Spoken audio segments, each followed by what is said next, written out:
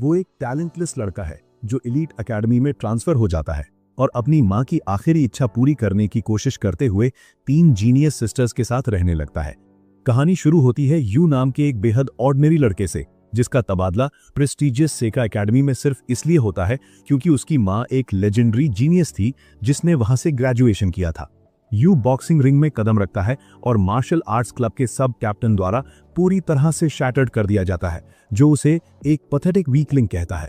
उसका poor performance देखकर भीड़ भी पीछे नहीं हटती और उसे इंसल्ट करती है, ये सोचकर कि इतना यूजलेस लड़का सुबहसारा एस का बेटा कैसे हो सकता है। यू अपनी जगह पर ठहर जाता है और अपनी लेट मां की यादों में खो जाता है, जिनकी ब्यूटी और एक्टिंग की दुनिया भर में तारीफ होती थी। सुबहसारा इतनी ब्रिलियंट थी कि उसने एक प्रेस्टीजियस इंटरनेशनल यूनिवर्सिटी से अपनी क्लास में टॉप रैंक हासिल किया था।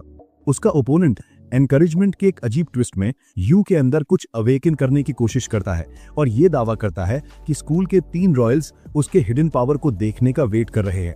लेकिन यू जिद पर अड़ा रहता है कि उसने कभी स्पोर्ट्स में हिस्सा नहीं लिया और न ही किसी तरह का ट्रेनिंग लिया है। फिर भी हर कोई उस पर अपनी उम्मीदें थोपता रहता है। फ्रस्ट्रेटेड होकर वो लाउड ट्रूथ चिल्लाता है कि वो अपनी मां नहीं है और अचानक ट्रेनर पर टूट पड़ता है, जो उसकी अनयूज्ड शक्ति का ड्रामेटिक एक्सप्लोजन जैसा लगता है। क्राउड खुद को तैयार कर लेती है किसी बड़ी घटना की उम्मीद में, लेकिन यू के पंचेस हल्के और वीक साबित होते हैं। ट्रेनर गुस्से में उसे जमीन पर स्लैम कर देता है, जिससे फिर से ये पेनफुल रियलिटी सामने आ जाती है कि you nothing more than disappointment है। लेकिन यू के लिए ये कोई न्यू थिंग नहीं है।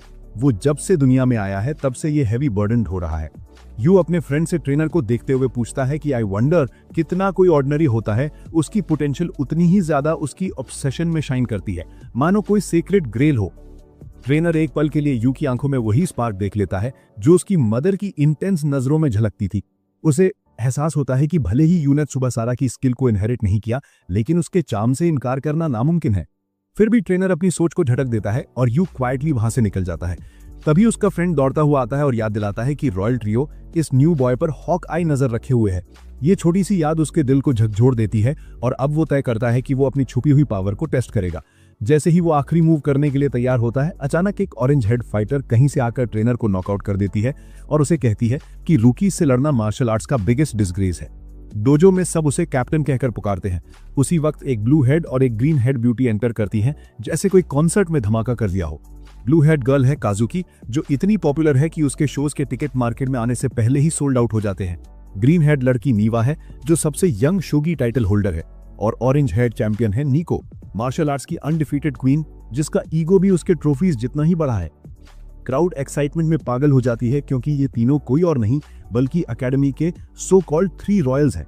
काजुकी आगे बढ़कर यू से टेस्ट के परफॉर्मेंस के बारे में पूछती है, उम्मीद करती है कि शायद वो 4th रॉयल बन पाए, लेकिन ट्रेनर दोस्त उसे यूजलेस रूकी कहकर खारिज कर देता है। तीनों तेज तरार ब्यूटी साफ कह देती हैं कि उनके स्कूल में उसके जैसे किसी की जरूरत नहीं है। यू एक शाइनी पेपर निकालकर प्राउडली कहता है कि उसे कोई फर्क नहीं पड़ता क्योंकि उसने पहले ही जनरल एजुकेशन प्रोग्राम ज्वाइन करने का डिसीजन ले लिया है। रॉयल स्टन रह जाते हैं क्योंकि उन्हें पता ही नहीं था कि एकेडमी में ऐसा कोई प्रोग्राम एग्जिस्ट करता है। इससे पहले कि वो अपनी बची खुची डिग्निटी लेकर निकल पाए, उसे डोजो की क्लीनिंग के लिए खींच लिया जाता है क्योंकि हारने वालों का यही काम होता है। शाम तक जब कैप्टन निको और उनकी टीम ट्रेनिंग के लिए डोजो में लौटती है तो वे शॉक्ड रह जाते हैं क्योंकि वो जगह स्पॉटलेस और परफेक्ट होती है। घर लौटते हुए यू चुपचाप सोचता है कि उसने कभी डिसअपॉइंटमेंट को ओपनली डिनाई क्यों नहीं किया। बचपन से ही वो अपनी मां जैसी प्रशंसा चाहता था, लेकिन बहुत जल्दी उसे समझ आ गया कि उसकी मां वॉकिंग टैलेंट थी और वो सिर्फ एक साधारण इंसान। उसने हर स्किल ट्राई की, लेकिन हर बार अपनी मां से और दूर होता गया। एक प्ले में उसकी मां ने एक हाउसवाइफ की रोल निभाई थी और भले ही वो उनके कैलिबर से नीचे था, फिर भी यू और उसकी मां दोनों को वो शो बहुत पसंद था। जब उसकी मां इनक्यूरेबल इलनेस से पीड़ित हुई तो उन्होंने खुलकर बताया कि उनका फेवरेट पार्ट वो होता था जब हर एपिसोड का अंत फैमिली डिनर सीन से होता था। ये पहला मौका था जब उसने अपने बेटे के सामने दिल से बात की और तभी यू को रियलाइज हुआ कि वो हमेशा उसी तरह का वार्म और लविंग फैमिली चाहता था। लेकिन दुर्भाग्य से वो छोटी खुशी ज्यादा देर ना टिक सकी और मां ने अपने बेटे को हैप्पी फैमिली ढूंढने के लिए कहकर अपनी लास्ट ब्रेथ ले ली। यू अपना सामान पैक करता है और अपने और अपनी मां के अधूरे सपनों की भरपाई करने के लिए मैंशन की ओर निकल पड़ता है। मैंशन का मालिक उसे कीज और एक नोट देता है कि वो जब चाहे अंदर आ सकता है। जैसे ही यू अंदर कदम रखता है, वो पूरी तरह से अमेज हो जाता है कि ये जगह कितनी वास्ट और रॉयल है। यू सोचने लगता है कि आखिर ये मिस्टर मीको डोनो कौन है। जैसे ही वो अपना सामान खोलने बैठता है, अचानक नीको पूरी तरह से अटैक मोड में आ जाती है और उस इंट्रूडर को हराने के लिए तैयार हो जाती है, जिसे वो अपने घर में घुसा हुआ थीफ समझ रही है। हमारा बॉय उसे समझाने की कोशिश करता है कि वो वैसा नहीं है जैसा वो सोच रही है, लेकिन वो ओवर रिएक्ट करके किसी बैड कॉमेडी के कट सीन की तरह फिसलकर जमीन पर गिर पड़ती है। यू इस गोल्डन चांस का फायदा उठाकर उसका मजाक उड़ाता है और कहता है कि कभी कभी टैलेंटेड लोग भी गिर जाते हैं। फिर उस पर तौलिया फेंक देता है मानो कोई चैरिटी कर रहा हो। तभी मीवा और काजुकी वहां पहुंचते हैं और पूछते हैं कि ये लड़का उनके घर में क्या कर रहा है। नीको तुरंत कह देती है कि ये क्लियरली एक थीफ है। जैसे ही हमारा प्रोटैगनिस्ट समझने की कोशिश करता है कि ये तीनों रॉयल्स यहाँ क्यों हैं, तभी उसे खुद मीको डोनो का फोन आता है। वो आदमी पूछता है कि क्या उसे वो जगह मिल गई है और आगे बताता है कि उसकी दिवंगत माँ ना सिर्फ उसकी दोस्त थी बल्कि उसकी बेनिफैक्टर भी थी। अब वो उस फेवर का बदला चुका रहा है। फिर वो चालाक मिस्टर बताता है कि वो एक डिटेल भूल गया था, उसकी 3 बेटियां हैं और यू को उनके साथ रहना होगा। यू अपनी माँ की डाइंग विश को याद करते हुए बहनों की ओर मुड़ता है और सोचता है कि अब उसे इन मिकोडोनो गर्ल्स के साथ सचमुच एक फैमिली बनाना होगा। उसे ये सब किसी ड्रीम से कम नहीं लगता। 3 प्रतिभाशाली ब्यूटीफुल डॉटर्स के साथ रहना मानो हेवेंस ब्लेसिंग जैसा लगता है। हालांकि लड़कियां इस सेटअप से खास खुश नहीं दिखती, लेकिन चूंकि उनके फादर ने डिसीजन ले लिया है इसलिए उनके पास मानने के अलावा कोई ऑप्शन नहीं है। यू खुद को संभालता है और उन्हें बेटर तरीके से जानने की उम्मीद में दोबारा अपना इंट्रोडक्शन देता है, लेकिन तभी उसे एक शॉकिंग ट्रूथ का एहसास होता है। पूरी मैंशन किसी पिग स्टाई जैसी लग रही थी। हर जगह मैस फैला हुआ था। डिशेस साफ करना काजुकी की रिस्पॉन्सिबिलिटी थी, लेकिन उसने टाइम ना होने का बहाना बना दिया। असलियत यह थी कि उसने कोशिश की लेकिन हर प्लेट तोड़ दी और आखिरकार हार मान ली। इस बीच मीवा और नीको को लॉन्ड्री और सफाई का काम करना था, लेकिन उनकी अपीयरेंस और एटीट्यूड देखकर लगता था कि जैसे किसी डिजास्टर ने खुद सफाई करने का प्रयास किया हो। जब हालात बेकाबू हो जाते हैं, तीनों ब्लेम शिफ्टिंग करने लगती हैं और यूं ही कंप्लेंट्स करती रहती हैं। तभी अचानक सब नोटिस करते हैं कि सराउंडिंग्स किसी 5 स्टार होटल लॉबी की तरह चमक रही है। असल में जब तक वे आर्ग्यू कर रही थी, यू किसी क्लीनिंग विजर्ड में बदल चुका था। नेक्स्ट मॉर्निंग हमारा बॉय ये सोचकर उठा कि ब्रेकफास्ट के दौरान वो इन तीनों को बेटर तरीके से जान पाएगा। क्योंकि आज स्कूल हॉलिडे है, वो थोड़ा रिलैक्स करने का सोचता है, लेकिन लगातार आते अर्थक्वेक से जगह हिलती रहती है। पता चलता है कि मीको अपने प्राइवेट डोजो में बेयर फिस्ट से टाइल्स तोड़ रही है। फिर वो मीवा के पास जाता है जो शोगी खेलने और एक एआई से डिबेट करने में बिजी है। दूसरी ओर काजुकी किसी ड्रग लैब जैसी किचन सेटअप में ब्लेंडर में अजीब चीजें डाल रही है और एक सस्पिशियस मिल्क शेक बना रही है जो किसी को पॉइजन भी कर सकता है। जब यू पूछता है कि वो क्या कर रही है, काजुकी सार्कास्टिकली जवाब देती है कि ये तो बस उनके लाइफस्टाइल का हिस्सा है, जैसे ऑर्डिनरी लोग ब्रश करते हैं। यू डिनर साथ में करने का आइडिया देता है, लेकिन मिकोडोनो की सबसे बड़ी बेटी उसे घर संभालने के लिए कहती है क्योंकि वे तीनों बिजी शेड्यूल्स और रिहर्सल्स के कारण बाहर जा रही हैं। यू फिर मीवा को ब्रेकफास्ट के लिए इनवाइट करता है, लेकिन वो पहले से ही जूस पी रही होती है, शायद अपने दिमाग को शुगर सप्लाई करने के लिए। डिसअपॉइंटेड होकर यू किचन में चला जाता है और सोचता है कि ये बिल्कुल उसकी माँ की तरह है जो अक्सर सिर्फ अपने लिए खाना बनाती थी। ये साबित करता है कि टैलेंटेड लोग कई बार कितने सेल्फिश हो सकते हैं। उसे हैरानी होती है कि वो अपनी ही फैमिली से जुड़ नहीं पाया, फिर भी अजनबियों के साथ बॉन्डिंग की उम्मीद करता है। जैसे ही वो खाना एंजॉय करने बैठता है, नीको एंट्री करती है। वो क्लियरली सारा खाना चाहती है, लेकिन खुद पर कंट्रोल रखते हुए कहती है कि ये मील उसके लिए अनहेल्दी है। यू उसे टीज करने के लिए खाना ऑफर करता है, लेकिन वो लाउडली कंप्लेंट करती है कि इसमें कार्ब्स और लिपिड्स ज्यादा हैं और उसे अभी भी विटामिन बी और कम से कम 20 ग्राम्स प्रोटीन चाहिए। यू को ये रिडिकुलस लगता है कि खाने से पहले न्यूट्रिशन ब्रेकडाउन करना पड़े। नीको समझाती है कि उसके लिए प्रॉपर डाइट उतनी ही जरूरी है जितनी ट्रेनिंग। जैसे ही तीनों बाहर जाने के लिए रेडी होती हैं, यू अचानक कहता है कि उन्होंने कुछ भूल गई हैं। ये सुनकर वे पैनिक कर जाती हैं और हर चीज चेक करने लगती हैं, लेकिन यू बस उन्हें have a good day wish करना चाहता था। हालांकि उन्हें ये अननेसेसरी लगता है, फिर भी जाते जाते उनके चेहरे पर हल्की सी ब्लश आ जाती है और वे सीक्रेटली खुश महसूस करती है। इस बीच यू बर्तन धोना शुरू कर देता है और तभी सस्पिशियस मिस्टर मिकोडोनो का कॉल आता है। वो बताता है कि वो अपनी रिस्पॉन्सिबिलिटीज के कारण लंबे समय तक घर पर नहीं रहेगा और यू को तीनों गर्ल्स के साथ अकेले रहना होगा। फिर वो उससे एक मदद मांगता है, अपनी बेटियों का साथ देने की। उसके मुताबिक बस उनके साथ रहना ही उन्हें ओपन अप करने के लिए काफी होगा। वो विस्तार से बताता है कि तीनों अपनी अपनी चैलेंजेस से जूझ रही हैं। सबसे पहले काजुकी का एक बड़ा ऑडिशन आने वाला है। नीको कराटे नेशनल्स में टॉप स्पॉट के लिए फाइट करेगी और मीवा को शोगी टाइटल के डिफेंस के लिए बैटल करना होगा।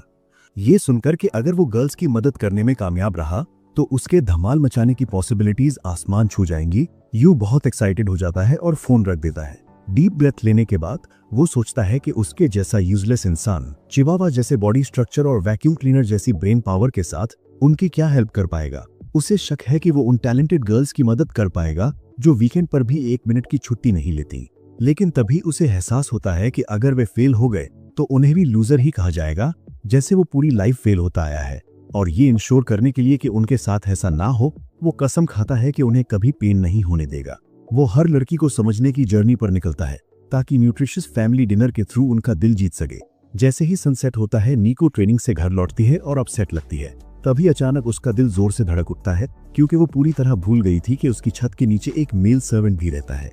यू बर्तन से थोड़ा सूप निकालता है और उसे सेक्रेड नेक्टर की तरह टेस्ट करता है, जिससे नीको डोकी डोकी हो जाती है और फिर उसे खुद उसका बनाया खाना ऑफर करती है। लेकिन वो मना कर देती है और कहती है कि उसे उसकी एक्स्ट्रा क्रीमी चीज की जरूरत नहीं है क्योंकि वो खुद लाई है। नहाने के बाद वो क्वीन की तरह बाहर निकलती है और देखती है कि वो छोटा बॉय कुछ इतना डिलीशियस बना रहा है कि सड़क के उस पार से पत्थर भी उसकी फ्रेग्रेंस सूंघ रहे हैं। यू दर्जनों रेसिपी बुक्स खंगालता है और हर डिटेल को ध्यान में रखकर एक परफेक्ट डिनर तैयार करता है।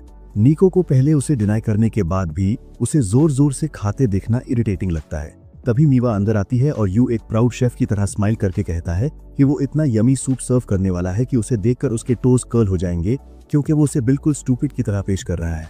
गर्ल्स मान लेती हैं कि वो फिर से नॉनसेंस कर रहा है।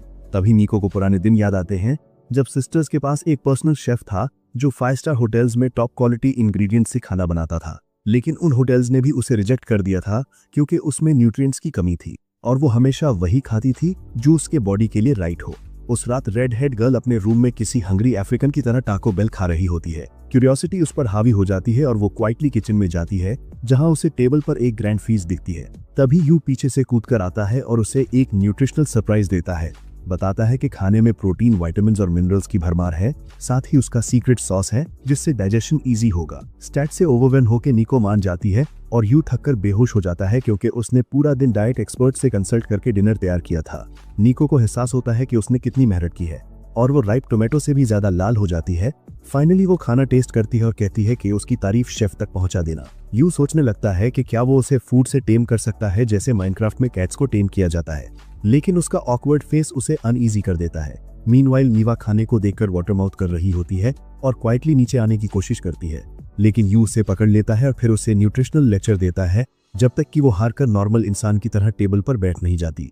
ये सुनकर के यू ने मीवा के लिए भी खाना बनाया है, नीको के मन में उसके लिए रिस्पेक्ट और भी बढ़ जाती है। मीवा अपनी सिस्टर के रेयर सॉफ्ट एक्सप्रेशन की ओर इशारा करती है और नोटिस करती है कि उसे ऐसे देखे हुए काफी टाइम हो गया है और यहाँ तक कि नीको का वेट भी कुछ पाउंड बढ़ गया है। नीको पलटकर कहती है कि मीवा खुद मॉडल बनने लायक नहीं है, लेकिन मीवा हंस देती है क्योंकि फूड ऊपर जाता है जबकि बाकी उसका ब्रेन फ्यूल करता है। यू ने बातें करते देखकर खुश होता है।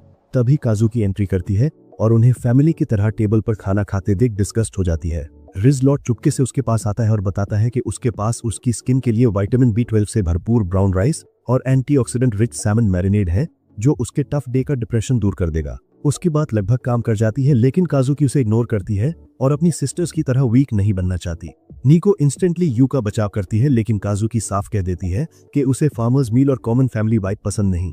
और बस इसी तरह यू के सेल्फ रिस्पेक्ट का आखिरी हिस्सा भी मिट जाता है। उसे ब्रेकडाउन देखकर नीको उसकी प्लेट छीन लेती है और उसे खुश करने के लिए खाने लगती है, लेकिन यू स्ट्रिक्ट होकर उसे वार्न करता है कि अगर वो एक्स्ट्रा सर्विंग्स चुराती रही तो वो सचमुच एक टेडी बेयर बन जाएगी। मीवा कंफ्यूज है कि वो चाहता भी है या नहीं, लेकिन नीको का रिस्पेक्ट देखकर उसका पेशेंस ऑलमोस्ट टूट जाता है। यू कामली कहता है कि उसके बॉडी में जाने वाली हर चीज पर नजर रखना उसका काम है। उसके सिंपल लेकिन शार्प वर्ड से नीको शर्म से लाल हो जाती है। यू को मिकोडोनो सिस्टर्स के साथ रहते हुए 3 दिन हो चुके हैं, लेकिन उसकी कोशिशों के बावजूद काजुकी अभी उसके बनाए किसी भी डिश को छूने से इनकार करती है। उसे अपने फादर का ऑर्डर याद आता है कि गर्ल्स को उनकी फुल पोटेंशियल तक पहुंचने में हेल्प करनी है। यू अपने इनर लेलूज को जगाता है और प्लान ए बनाता है। ब्रेक के दौरान हॉल में लाउड चीयर्स गूंजती हैं क्योंकि गर्ल्स की भीड़ काजुकी सेंपाई पर टूट पड़ती है और उसकी तारीफें करने लगती हैं। यू की पॉपुलैरिटी देखकर उसका मुंह खुला का खुला रह जाता है, लेकिन वो खुद को संभालकर क्राउड को बिग स्माइल के साथ ग्रीट करता है। गर्ल्स इंस्टेंटली रिकॉग्नाइज करती हैं कि वो एक टैलेंटलेस ड्रिफ्टर है और काजुकी उसे जाने के लिए कहती है, इससे पहले कि उसकी लूजर एनर्जी यू की डिवाइन ऑरा को स्पॉइल कर दे। लेकिन यू कॉन्फिडेंटली कहता है कि वो पूरी रात जागकर उसे जीतने की कोशिश कर रहा था और उसके पास कुछ ऐसा है जो सिर्फ वो ही दे सकता है। ऑब्वियसली वो अपनी कुकिंग की बात कर रहा था। लड़कियां बुरी तरह पैनिक कर जाती हैं, इसलिए काजुकी यू पर चिल्लाती है कि वो अपनी गंदी बातों से सबको गुमराह करना बंद करे और कसम खाती है कि जब वे घर वापस आएंगे तो वो यू को इसकी कीमत चुकाने पर मजबूर कर देगी, जिससे मामला और भी इंटेंस हो जाता है। उसके फैंस की पूरी आर्मी उस पर सवालों की बौछार कर देती है, इसलिए यू इस केओस का फायदा उठाकर वहां से निकल जाती है। बाद में यू काजुकी को हराने की स्ट्रैटेजी बनाने के लिए नीको से मिलती है और ये देखकर हैरान रह जाती है कि कराटे क्लब उस पर कितना डिपेंड करता है। लेकिन जैसे ही वो उसे देखती है, काजुकी को पिछले दिन का उसका बेतुका क्लेम याद आ जाता है और उसकी फिर से अपना फेस दिखाने की शेयर डेयरिंग उसे आग बबूला कर देती है। उसके लॉयल सिम्स तुरंत सवाल करते हैं कि ये इडियट क्या सोच रहा है कि उसे इतनी आसानी से उसके फर्स्ट नेम से बुला रहा है, लेकिन मॉन्स्टर क्वीन पर एक नजर पड़ते ही वे भाग खड़े होते हैं। यूयू को तुरंत एहसास हो जाता है कि अगर वो ऐसा ही करता रहा तो वो पूरी तरह बच नहीं पाएगा, इसलिए ऑफिशियली मीवा ही उसके पास खेलने के लिए बचा हुआ लास्ट कार्ड है। स्कूल में दूसरी तरफ मीवा अपने फोन पर शोगी खेल रही होती है। तभी उसे अपनी सहपाठियों को किसी प्रॉब्लम पर उलझते हुए सुनाई देता है। वो जल्दी जल्दी कुछ कैलकुलेशन करती है और ब्लंटली कहती है कि अगर वे इतनी सिंपल सी बात भी सॉल्व नहीं कर पा रही हैं तो उनके दिमाग में सचमुच वीकनेस है। लड़कियां अपनी बची कुची डिग्निटी बचाकर जल्दी से बाहर निकल जाती हैं और यू उन्हें बाहर जाते हुए देखता रहता है। वो क्लास में जाता है, लेकिन स्कूल में मीवा के बिल्कुल डिफरेंट मूड को भांपकर वो अपनी एक्साइटमेंट कम कर देता है। यू पोलाइटली उसे कैफेटेरिया में लंच के लिए इनवाइट करता है, लेकिन मीवा उसे वहां से जाने को कहती है। जब मीवा को एहसास होता है कि वो हार नहीं मानेगा तो वो क्लास से बाहर निकल जाती है और यू उसके पीछे पीछे चलता रहता है। वो जिद करके उसका पीछा करता है, भले ही वो इंसिस्ट करती है कि वो उसे अकेला छोड़ दे, और इससे पहले कि उन्हें कुछ समझ आए वो खुशी से लाफ करते हुए ऐसे भाग जाती है जैसे कोई टैग का गेम हो। इधर उधर प्लेफुल दौड़ भाग के बाद दोनों नॉन एथलेटिक लोग एस्थमा वाले डॉग्स की तरह हांफने लगते हैं। यू कहता है कि वो क्लास की सबसे साइलेंट बच्ची लगती है। ये सुनकर वो कन्फेस करती है कि हाई स्कूल की टिपिकल गर्ल्स की स्लो टॉक से जुड़ना उसके लिए बहुत मुश्किल है, क्योंकि वो रॉयल फैमिली से है। जब यू कहता है कि वो इससे अग्री करता है तो वो हैरान रह जाती है कि ये कैसे पॉसिबल है। पूरे कॉन्फिडेंस के साथ बैठते हुए यू कहता है कि वो भी काफी रॉयल है, या यूं कहें कि रॉयली छोटा, इंटेलेक्चुअली वीक और अपनी अमेजिंग मां से इनहेरिटेड आकर्षक रूप के बावजूद एक रॉयल फेलियर। वो उसे समझाने की कोशिश करता है कि डिफरेंट होना कोई बुरी बात नहीं है। अपनी motivational Ted talk style talk के बीच में यू भूल जाता है कि वो किस बारे में बोल रहा था, जिससे मीवा सचमुच इरिटेट हो जाती है। थोड़ी देर डांटने के बाद वो उसे बाका कहती है, उसका छोटा बाका। लंच खाते हुए यू मीवा से कहता है कि वो काजुकी को कन्विंस करने का कोई रास्ता ढूंढ रहा है, क्योंकि उसके पास अब कोई ऑप्शन नहीं बचा है। मीवा बताती है कि जब वो 3 साल की थी तब उसने अपनी सिस्टर को बहुत खुश देखा था जब उनकी मदर वे उसके लिए स्पेशल खाना बनाया था, लेकिन उसे बस इतना ही याद है। ये सुनकर यू कंप्लीटली शॉक्ड रह जाता है, क्योंकि उसका गोल्डफिश ब्रेन 5 मिनट पहले का भी याद नहीं रख पाता। लेकिन इस एक सिंगल क्लू के साथ वो वापस किचन में जाता है और गेस करने लगता है कि उसकी माँ उसके लिए क्या क्या बनाती थी।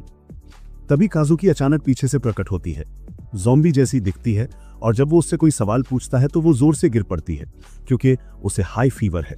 बाद में अपने रूम में प्रिंसेस आर्ग्यू करती है कि ये कोई बड़ी बात नहीं थी और वो बस टायर्ड थी, लेकिन मीवा को माथे से छूते ही 3rd डिग्री बर्न हो जाता है और निको उस पर कूलिंग पैड लगाने की कोशिश करता है, जबकि स्टबन सिस्टर उसका विरोध करती है। तभी यूयू पॉरेज का बोल लेकर आती है, जिससे वो इतनी नाराज हो जाती है कि वो सारा पॉरेज फेंक देती है और फिर अकेले बेड पर अपने वीक शरीर के साथ रोने लगती है।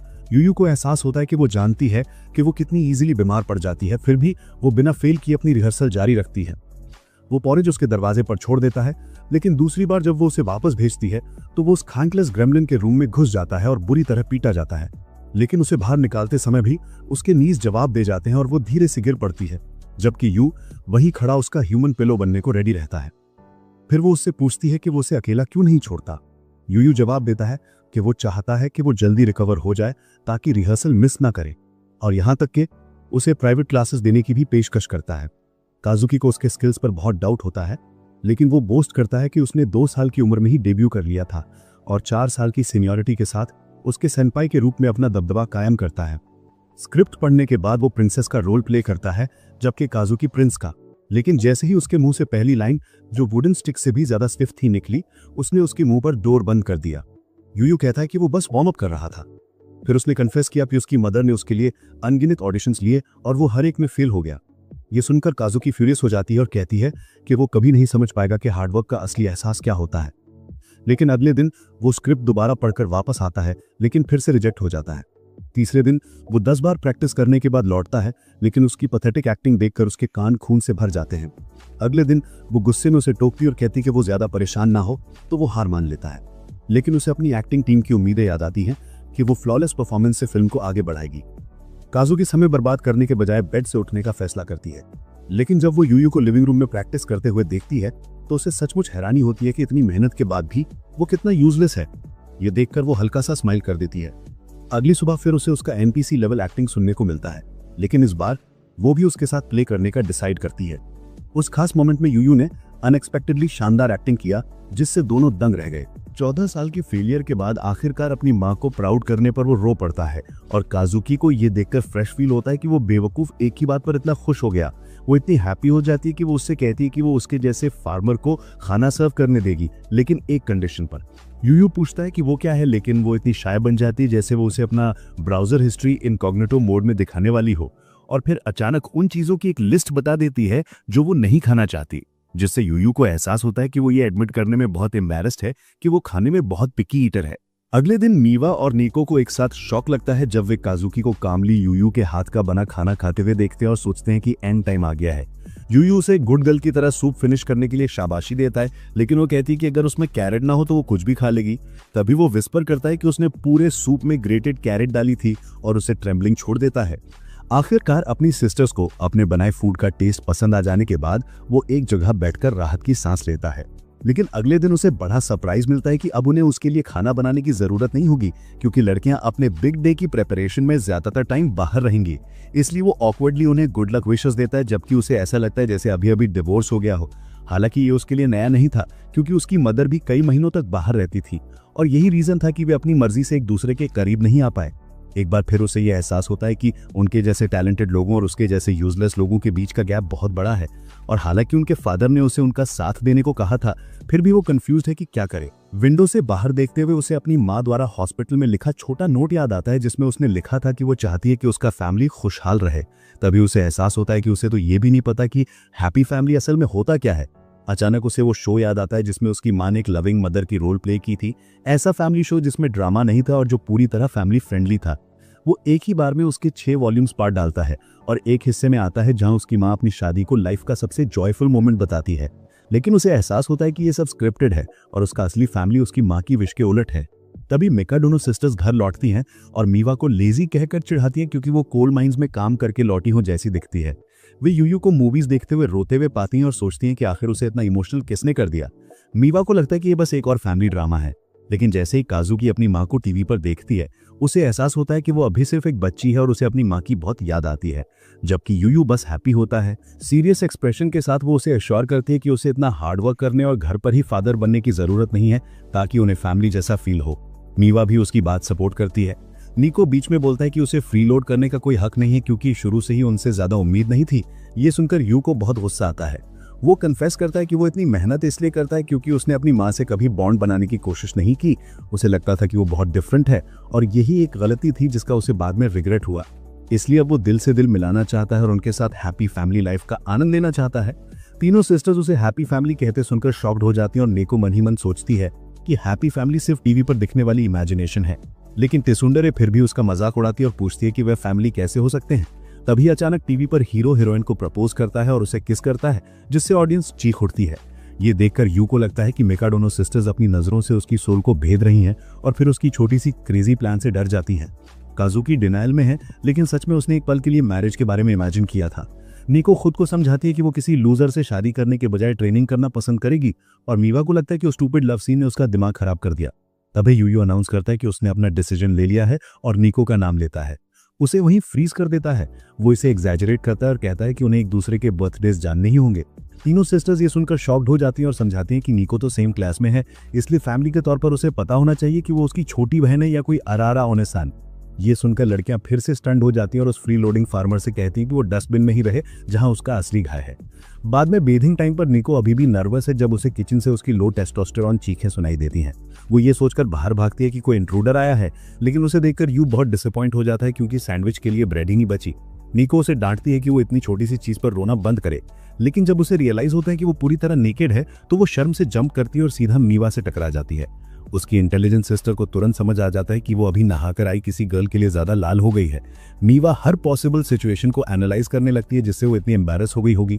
तभी यूयू टॉवल्स का बंडल लेकर आता है। जैसे ही उसका हाथ उसके हाथ से छूता है, उसके हार्मोन्स इम्बैलेंस हो जाते हैं। वो टॉवल्स गिरा देती है। फिर वो उसे थ्रेटन करने लगती है, जिससे यूयू को लगता है कि उसे फ्री लोडिंग की पनिशमेंट मिल रही है।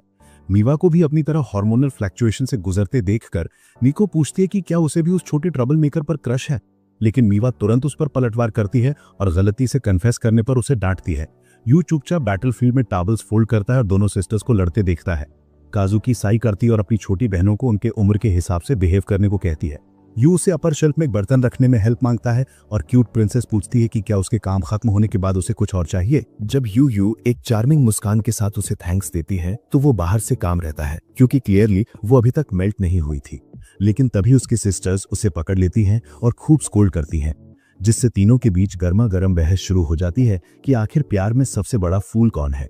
आखिरकार यू इरिटेशन में सबको रोक देती है और कहती है कि लड़ाई बंद करो, क्योंकि आखिर में वे फैमिली हैं। वो ये भी कन्फेस करता है कि उसे बिल्कुल आइडिया नहीं है कि वे किस बात पर लड़ रहे हैं, जिससे लड़कियां उसे डिसबिलीफ में घूरने लगती हैं।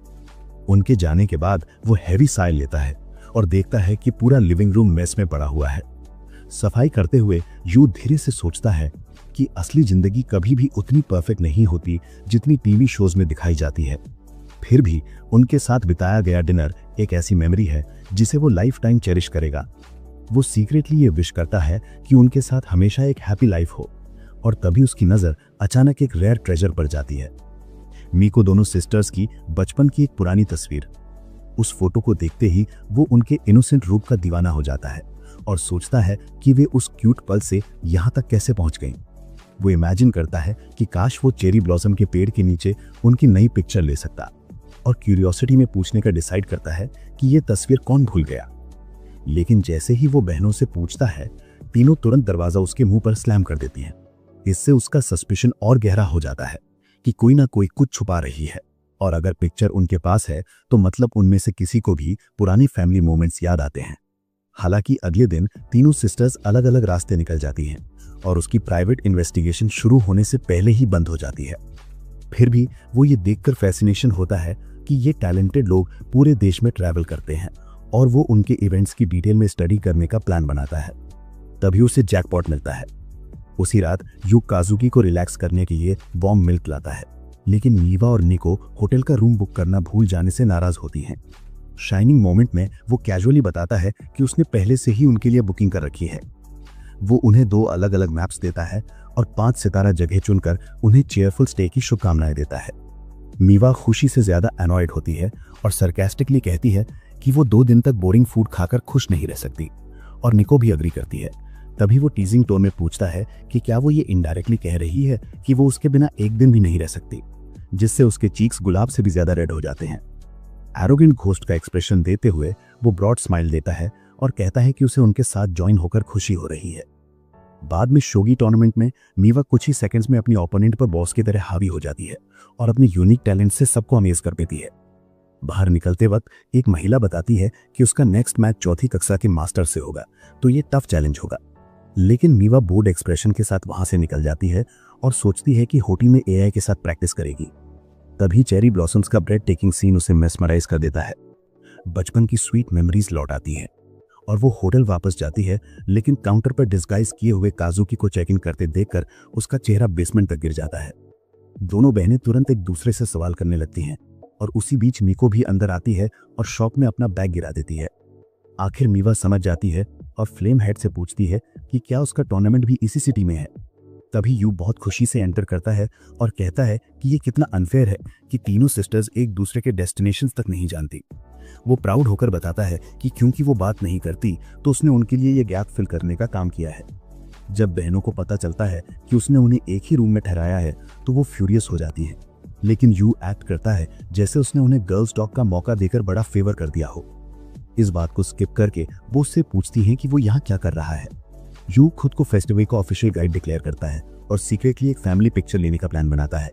हालांकि बहनें उसके स्टूपिड आइडिया को रिजेक्ट करती हैं, इसलिए वो उन्हें समझाता है कि वहाँ एक फेमस मंदिर है जहाँ वो फॉर्च्यून की प्रार्थना कर सकती हैं। निको उसे ये कहते हुए डिसमिस कर देती है कि वो उसकी तरह लूजर नहीं है जिसे लक चाहिए। लेकिन यू आर्ग्यू करता है कि हॉलीवुड के बड़े लेजेंड्स भी वहाँ जाते हैं, क्योंकि फेथ उनमें कॉन्फिडेंस का एक नया लेवल जगाती है। साथ ही ये उनकी बोरिंग रूटीन से स्ट्रेस हटाने का बेस्ट तरीका है। आखिरकार वो उन्हें फ्रेश सी फूड का जिक्र करके मना लेता है, क्योंकि ये एक सी साइड टाउन है और इससे गर्ल्स स्पेशली काजुकी के पास कोई ऑप्शन नहीं बचता। वो कहती है कि ये सब उसके इंस्टा पेज के लिए है और उन्हें कुछ स्टाइलिश ड्रिप लेने के लिए शॉपिंग का सजेशन देती है। सुनते ही वे किमोनो स्टोर की ओर बढ़ती हैं, जहां यू पहले से ही नजर रखे हुए था। दुकानदार महिलाएं अचानक प्रकट हुई 3 सेलिब्रिटीज को देखकर दंग रह जाती हैं। वे एक्साइटेड होकर काजुकी के लिए उसकी ब्यूटी को मैच करने वाला मैच्योर डिजाइन चुनती हैं। जबकि मीवा अपने प्लेफुल पर्सनैलिटी के अनुरूप कैट थीम्ड किमोनो चलती है। लेकिन जब यू निको की ओर देखता है तो वो अभी भी परेशान बैठी होती है। वो सॉफ्टली पूछता है कि क्या उसे किमोनो पसंद नहीं। वो कहती है कि कई डिजाइन होते हैं, लेकिन वो वैसे भी किसी में अच्छी नहीं लगेगी। फिर दुकानदार महिला उसकी ग्रेसफुल पर्सनालिटी से मैच करता हुआ एक एलिगेंट किमोनो लाती है। लेकिन निको को याद आता है कि एक बार वो गर्ली ड्रेस चाहती थी और उनके पिता ने कभी उसे फेमिनिन चीजें नहीं लेने दी। वो नाराज होकर महिला पर भड़क जाती है, लेकिन तभी यू एक ऐसा किमोनो लाता है जो प्योर फेमिनिनिटी को दर्शाता है और कहता है कि उसे लगता है ये उसके लिए परफेक्ट है, क्योंकि वो सबसे प्यारी गर्ल है जिसे वो जानता है। मिको को जब गहरा इमोशनल झटका लगता है और काजुकी उससे कहता है कि वो दोनों स्टाइल में से एक चुने, तो वो दोनों आउटफिट्स चेंजिंग रूम में ले जाती है। जैसे ही वो अपने बाल बांधकर बाहर आती है, उसकी चार्मिंग ब्यूटी देखकर तीनों पूरी तरह से मंत्रमुग्ध हो जाते हैं। इसके बाद ये फैमिली फेस्टिवल एंजॉय करने के लिए निकल पड़ती है। मीवा कैजुअली कहती है कि उसे हंगर लगने लगी है, जिस पर यू उसे याद दिलाता है कि वो उसके पास ही रहे और भीड़ में ज्यादा दूर ना जाए। अचानक भीड़ काजुकी को पहचान लेती है और कुछ ही पलों में फैंस ऑटोग्राफ लेने के लिए उसकी ओर भाग पड़ते हैं। यू को उम्मीद थी कि इस वॉक के दौरान दोनों सिस्टर्स थोड़ी और करीब आएंगी, लेकिन हालात देखकर लगता है कि काजुकी अब पूरी तरह वर्क मोड में चली गई है। अपनी सिस्टर्स को शांतिपूर्वक खाना खाते देख काजुकी को थोड़ी देर के लिए ओल्ड मेमोरीज याद आती हैं, मगर वो उन्हें नजरअंदाज कर देती है। उसी दौरान पास खड़ी एक लड़की, जिसे काजुकी में कोई इंटरेस्ट नहीं है, अपनी फ्रेंड से जल्दी आने का आग्रह करती है। लेकिन जैसे ही वो मुड़ती है, उसकी स्लीपर टूट जाती है और वो गिरने लगती है। जमीन पर गिरने से पहले काजुकी उसे पकड़ लेता है और वहां मौजूद लोग उसकी क्विक रिफ्लेक्सेस से इंप्रेस्ड हो जाते हैं। काजुकी उस लड़की को प्रिंसेस लिफ्ट में उठाकर बैठने की जगह दिलाता है। इस बीच यू को इतनी कैओटिक भीड़ में काजुकी पर नजर रखना मुश्किल हो रहा है। लड़की को सेफ जगह पहुंचाने के बाद काजुकी अपने पीछे फैनगर्ल्स की कतार के साथ घूम रहा होता है कि अचानक कोई उसे बुशेस में धकेल देता है। काजुकी तुरंत सस्पेक्ट करता है कि ये कोई किडनैपर है, लेकिन पता चलता है कि वो कोई और नहीं बल्कि हमारा लड़का ही है। ब्लू हेड लड़का गुस्से में एक्सप्लेनेशन मांगता है कि ये सब क्या हो रहा है, लेकिन काजुकी काम होके उसे चुप कराता है और कहता है कि वो उसके लिए लाया हुआ खाना खा ले ताकि फेस्टिवल का पूरा मजा ले सके। लड़की बहस करती है और एक रूठी हुई कैट की तरह मुंह फेर लेती है। जिद करती है कि वो उसे हमेशा फूड देकर रिश्वत नहीं दे सकता, लेकिन लड़का पीछे नहीं हटता और बताता है कि उसने देखा कि उसके पैर में इंजरी है। बिना देर किए वो जांच करता है और पाता है कि चोट सचमुच सीरियस है। धीरे से वो कुछ वाइज वर्ड्स कहता है कि उसे किसी की एक्सपेक्टेशंस पर खरा उतरने की जरूरत नहीं है, बल्कि उसे वही करना चाहिए जो वो बनना चाहती है।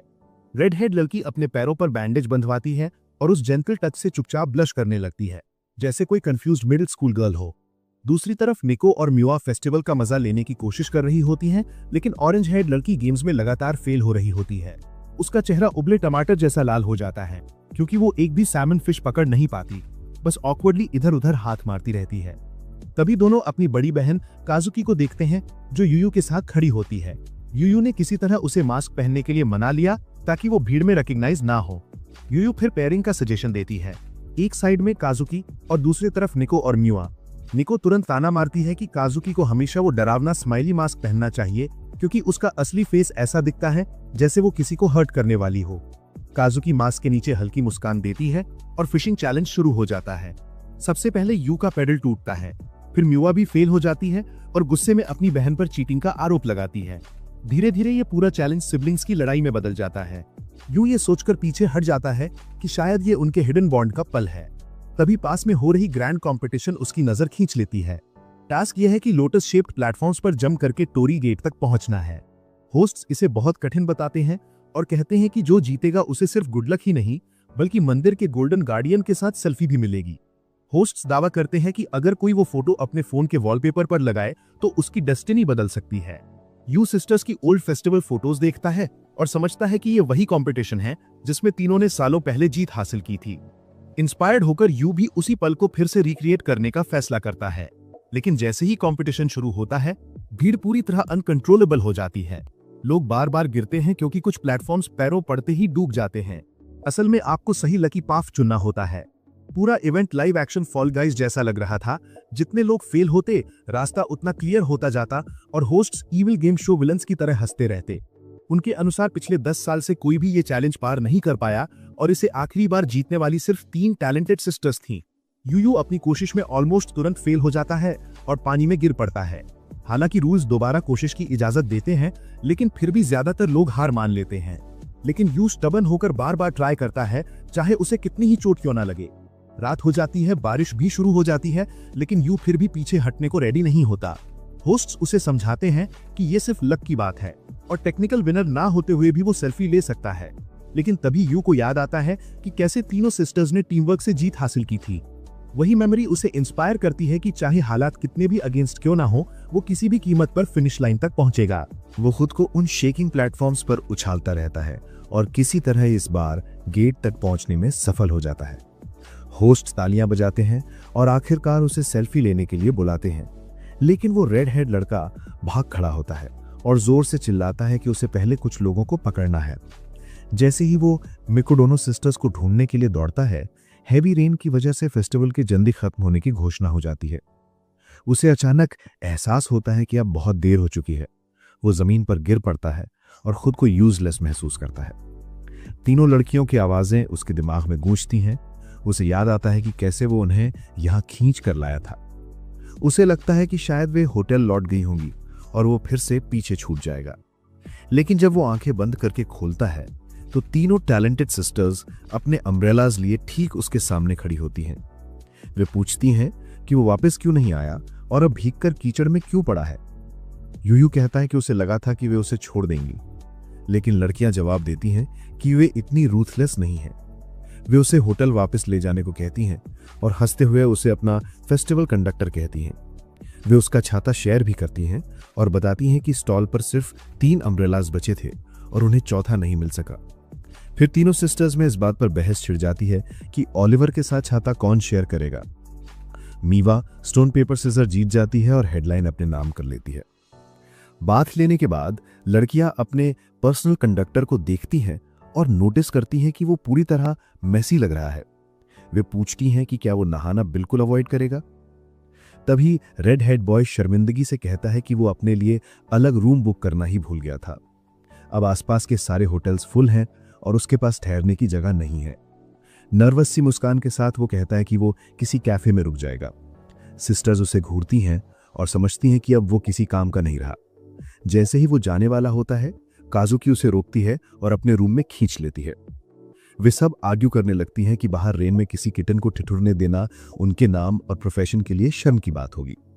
नीको यहां तक कहती हैं कि चूंकि वे पहले से ही साथ रहते हैं, इसलिए एक बार इस केस को मैनेज करना कोई बड़ी बात नहीं होगी। अब प्रॉब्लम यह है कि लड़के के पास पहनने के लिए कोई गाउन नहीं है, क्योंकि वो खुद भी गाउन लाना भूल गया था। कुछ ऑकवर्ड नजरों और अनईजी मोमेंट्स के बाद यू को एक एक्स्ट्रा गाउन मिल जाता है और वो जल्दी से बाथ लेने चला जाता है। नहाते हुए वो डोर के पीछे से आवाज लगाता है और कहता है कि वे ये भूल जाएं कि वो यहाँ है भी और बस पीसफुली सो जाएं। आखिरकार लाइट्स ऑफ हो जाती हैं और सब सोने के लिए लेट जाते हैं। लेकिन एक नई समस्या खड़ी हो जाती है।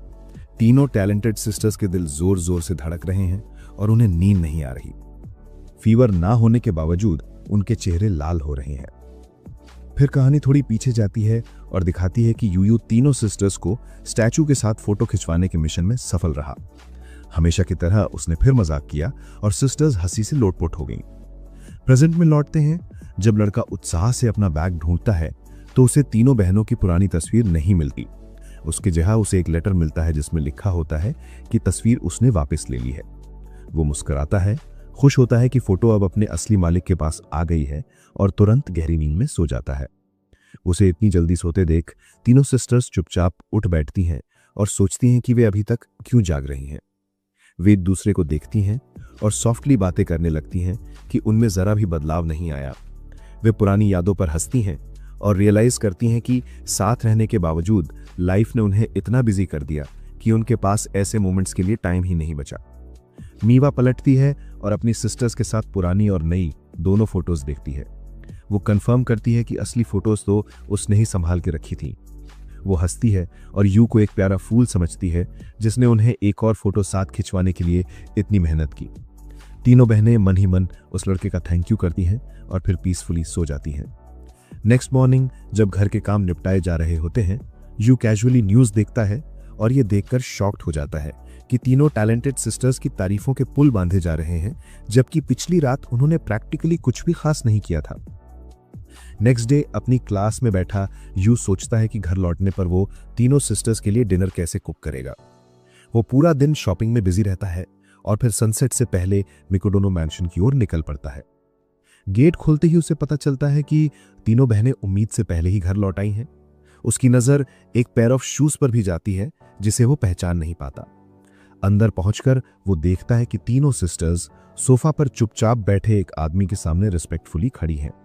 एटमॉस्फेयर थोड़ा टेंस लगता है। यूयू सोचता है कि वो व्यक्ति कौन है, लेकिन जैसे ही वो उसकी आवाज सुनता है तुरंत रिकॉग्नाइज कर लेता है कि ये मिस्टर मिकोडोनो है। वो तुरंत उन्हें ग्रीट करता है और अपना इंट्रोडक्शन देता है। मिस्टर मिकोडोनो यूयू की मां से जुड़ी घटना पर सिंपैथी जताते हैं और कहते हैं कि जब तक वे आसपास हैं उसकी टैलेंट हमेशा शाइन करेगी। यूयू को लगता है कि ये एक्सपेक्टेशंस उस जैसे लड़के के लिए बहुत बड़ी हैं। वो मिकोडोनो सिस्टर्स की ओर देखता है और सोचता है कि वे सब इतनी सीरियस क्यों लग रही हैं। मिस्टर मिकोडोनो फिर टॉपिक बदलते हैं और काजुकी से कोल्डली उसकी परफॉर्मेंस रिपोर्ट मांगते हैं। काजुकी जल्दी से बताती है कि उसका रूटीन बहुत हेक्टिक है और कल उसका इंटरव्यू है। जब वो मीको की ओर मुड़ते हैं तो वो कॉन्फिडेंटली चैंपियनशिप जीतने की बात करती है और आश्वासन देती है कि वो अपनी स्पीड मेंटेन रखेगी। अंत में मीवा की बारी आती है और वो भी बेहतरीन रिपोर्ट देती है।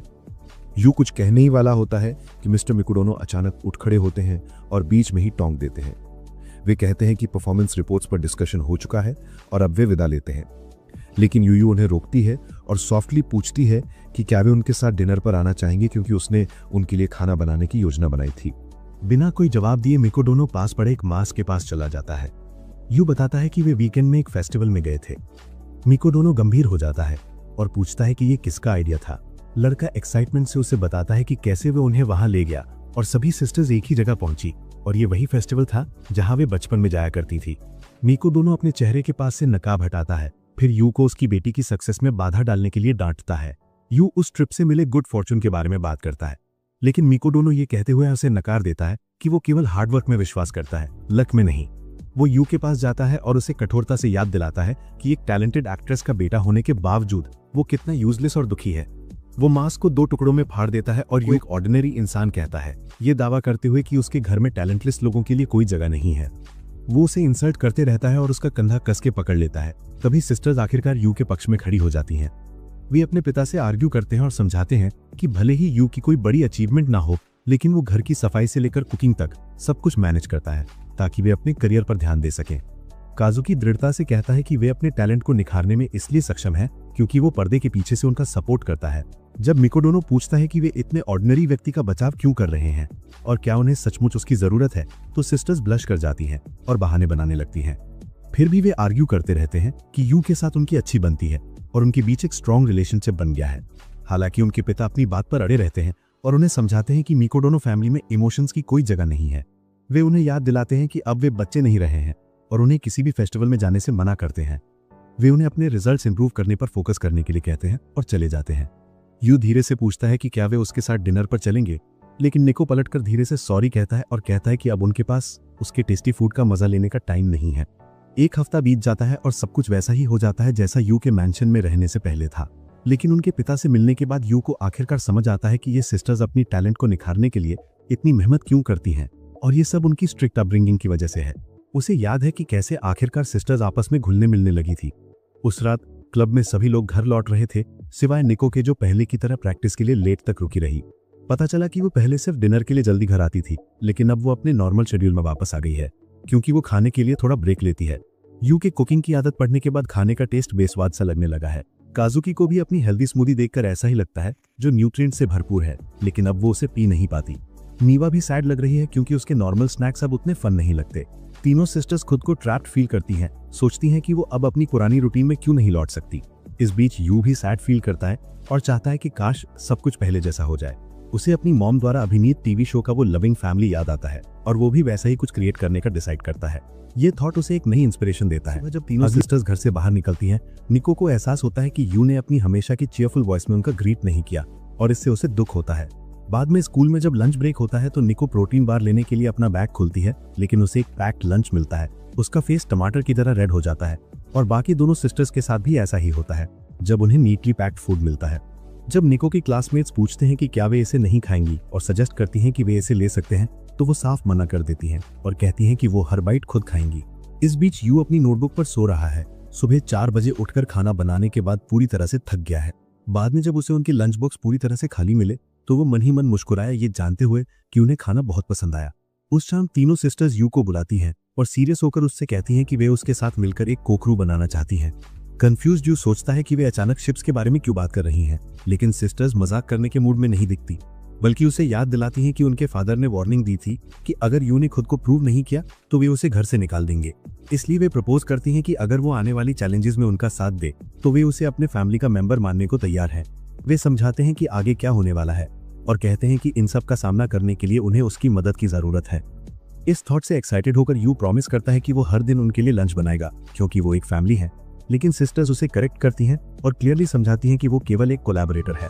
इसी के साथ इस वीडियो का ये पार्ट यहीं एंड होता है, लेकिन नेक्स्ट पार्ट भी बिल्कुल रेडी है। अगर आपको ये वीडियो पसंद आई हो तो कमेंट करके नेक्स्ट पार्ट ज़रूर लिखना, मैं कल ही नेक्स्ट पार्ट अपलोड कर दूंगा।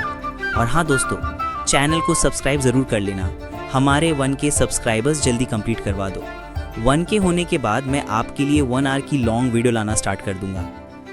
चलो मिलते हैं नेक्स्ट पार्ट में, तब तक के लिए गुड लक।